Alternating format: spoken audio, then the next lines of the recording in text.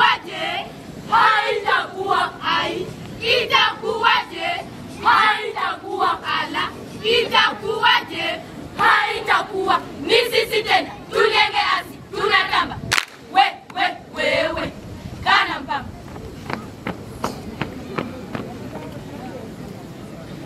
Sisi ni wanasimba. Nasi ni wanachui. Sisi ni wanasimba. Nasi ni wanachui.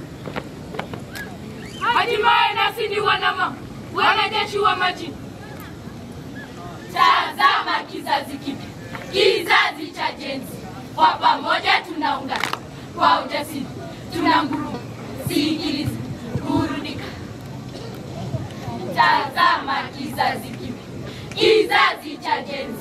Kizazi cha ndoto na jozi zisoko. Wanavuma kama upepo. Wanachanja mbuga kama moto. Vijana wale wenye ndimi kali kama upanga.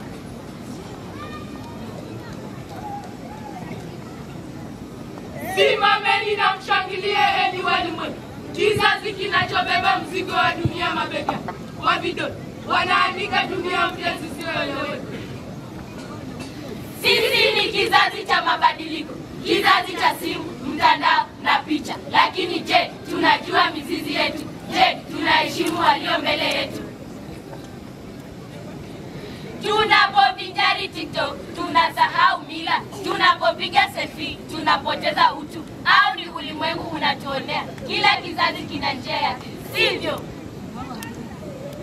Hapana, sisi hatutasahau. Tunabeba urithi wa mababu zetu, lakini tunaweka alama yetu kwenye kwa mdundo wa rap, kwa mdundo wa hip hop, kwa mshairi na ngoma za kisasa. Tazama macho yetu yanasema. Tazama mawazo yetu yanasema. Sisi si wavivu, bali wabunifu. Sisi si wanyonge, bali mashujaa. Kizazi cha Gen Z, kizazi cha mwanga. Tumejifunza kupigana na kupenda, kupata sauti kwa walionyamaza, kuheshimu dunia na kujenga upya. Hekima ya zamani ni taa yetu. Teknolojia ya sasa ni zana yetu. Tunakosea, tunajifunza, tunasimama tena. Hatuogopi mapambano wala maumivu. Hiki ni kizazi kipya cha Gen Z. Sauti zetu zitasikika. Hatutaacha ndoto zetu zipotee. Tutaacha alama zisizofutika.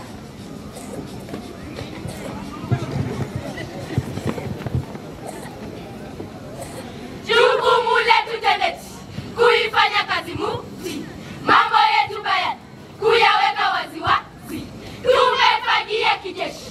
Sisi, nisi, tu, yenge. Pia na vino. Piga makofi tafadhali.